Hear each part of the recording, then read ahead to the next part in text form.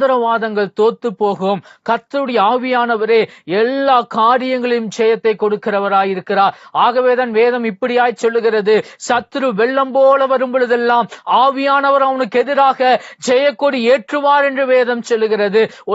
நீங்க சொல்லலாம், என் வாழ்க்கையில பிசாசு பயங்கரமா போராடி கொண்டு இருக்குதுங்க, என் குடும்பத்துல பிசாசு பயங்கரமா போராடி கொண்டு இருக்குதுங்கன்னு சொல்லலாம். இந்த காலை நேரத்தில் ஆண்டவர் சொல்லுகிறார், சத்துரு உனக்கு விரோதமாய் வெள்ளம் போல வருகிறானா, அவனுக்கு விரோதமாக இதோ நான் கொடியேற்றி வைத்திருக்கிறேன். உன்னுடைய வாழ்க்கையில அவனுக்கு எதிராக இதோ நான் கொடியேற்றி வைத்திருக்கிறேன். உன்னை தொட அவனிடத்தில் நான் ஒப்பு கொடுக்க மாட்டேன், நீ சத்துருக்களை மேற்கொள்ளுவாய் என்று சொல்லி கர்த்தர் சொல்லுகிறார். சாத்தான் அநேக நேரங்களில் உங்க வாழ்க்கையில தந்திரமா கிரியை செய்யறானா, இந்த காலை நேரத்தில் ஆண்டவர் சொல்லுகிறார், அவன் எவ்வளவு போராடினாலும் உன்னை மேற்கொள்ள முடியாது.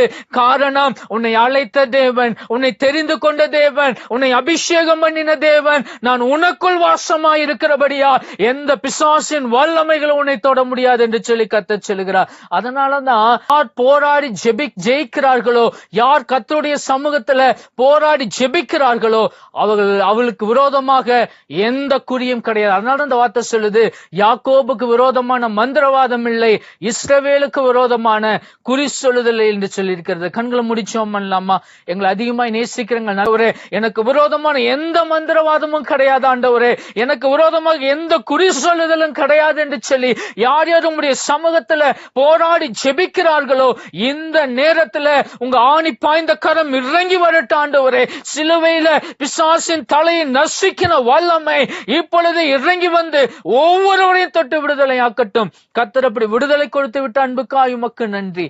இயேசுவின் நாமத்தில் பிதாவே.